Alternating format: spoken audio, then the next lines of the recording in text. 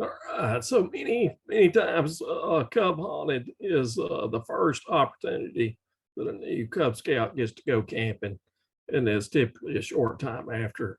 Most of the packs do their fall recruit and school night roundups, and most every council has this type of event now, and they sometimes go by different names in different areas, but in our area they call it Cub Haunted.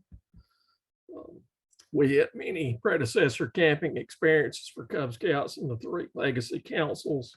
These camping events had many names: Cub Day Camps, Cub Powwows, Cub Dad and Lad, Cub Adventure, Cub-O-Rees, and Weeblows Overnighters. In our area, Cub Haunted actually started in the Choctalocca Council at Camp Comer in 1996. And there was no patch issued for that event. The Tennessee Valley Council had the first known event patch in our area, with the event being called Cub Haunted, and it was held at Camp Westmoreland. And this is that patch. And so that was the last year of Tennessee Valley Council, Choctalocca, and Birmingham before they merged. We've got several camps in our council that has hosted Cub Haunted over the years. Actually, the first in the Greater Alabama Council was held at Camp Winnetoska in '98. But Camp Comer, Camp Westmoreland, Camp Sequoia, and Camp Winnetoska have all hosted Cub Haunted events in our area. Our councils merged in 1998, so this makes the 25th year of Cub Haunted. It became one of the biggest events of the year. Many of the early events were filled to capacity, and registration had to be cut off. Most every council or camp has 2 sessions per weekend. They'll have a Friday night session where the campers will come in Friday night and leave by lunch on Saturday, and then from Saturday afternoon until Sunday morning.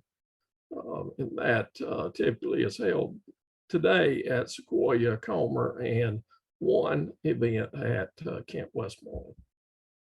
And so '98, that first one in the Greater Alabama Council, like I said, it was held at Camp Winnetoska, which is not a council camp. It's I believe it's a church camp now. There's still some scouting events held there, Camp-O-Rees. A lot of times there is a Cub Day Camp. Camp school is held there, and folks from all over the Southeast come there. But the one that's on that patch is not because it was the first event or the first year of the Greater Alabama Council. It's because our council is Council 1. And you got the 99 patch in 2000 and 2001 and 2002 and 3. In 2004, and then 2005 in Cub Scouts, if you'll remember, was a special year.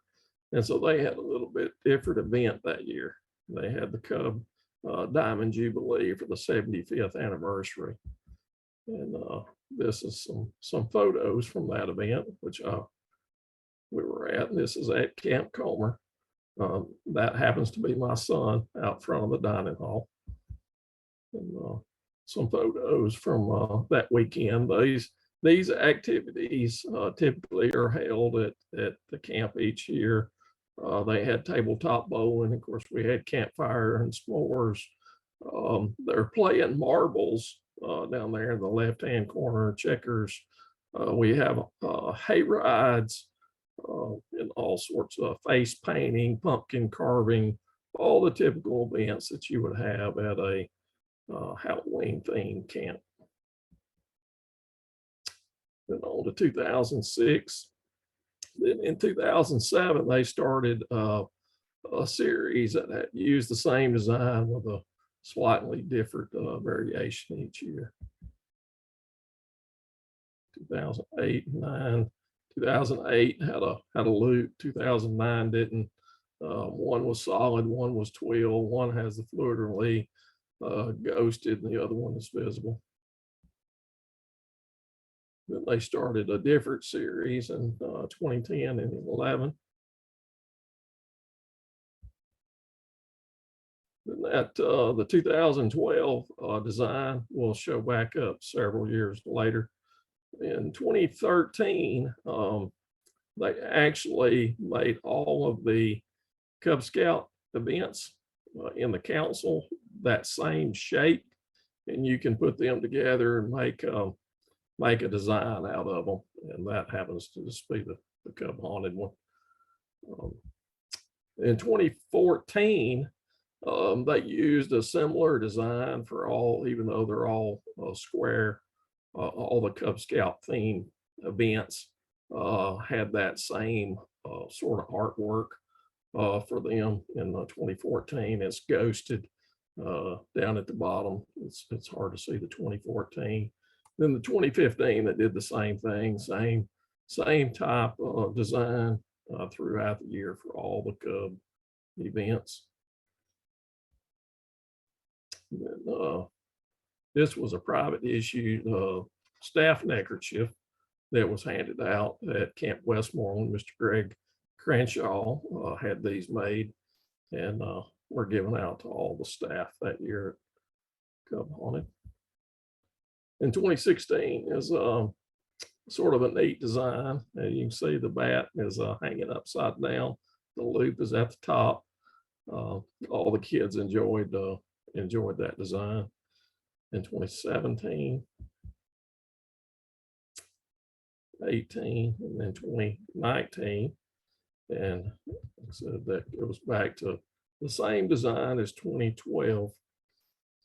And the reason behind that is they were getting close to the event and they didn't have the patches ordered and did not have a design, so they reused that design. I'm sure that's never happened to anybody else. And then 2020, actually, this was one of the only events in our council that year because of COVID. And you can see off the tree there, you got the COVID hanging from the tree. And then 2021, last year, they actually started a new series that they're going to continue on. And then you get to 2022, similar type design in the first year that we've had a staff patch. And so this year we had just under 2,200 participants at 7 sessions. 6 sessions were held at Camp Comer over 3 weekends, and 1 at Camp Westmoreland this past Friday night. Numbers are down from what they have been in some years. Just probably 5 years ago at Camp Westmoreland, we probably had 500 plus at that event, and we had about 100 this past Friday night. This is one of the things that was set up there at camp. So Cub Haunted, this is always one of my favorite events of the year. Had many wonderful memories. Been a participant as a Cub leader in 2005 through 2006 at Comer, 2007 at Sequoia. Then I've worked on staff at Camp Westmoreland since 2014.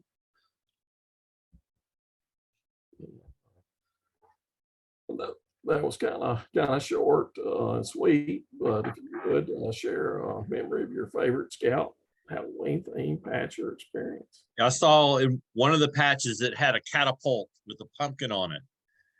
Did they shoot pumpkins with catapults? We have done that.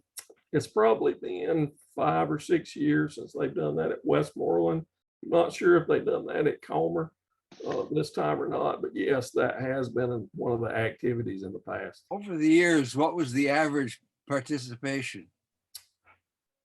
It's just under 2,200 this year, and that's low. We've probably had 5,000, 6,000 before. Back in the early days when they actually registration would fill the capacity and they would have to cut it off. And that was when they was running it at for 3 weekends, 2 sessions each weekend at Comer and Sequoia, and then 2 sessions at Westmoreland.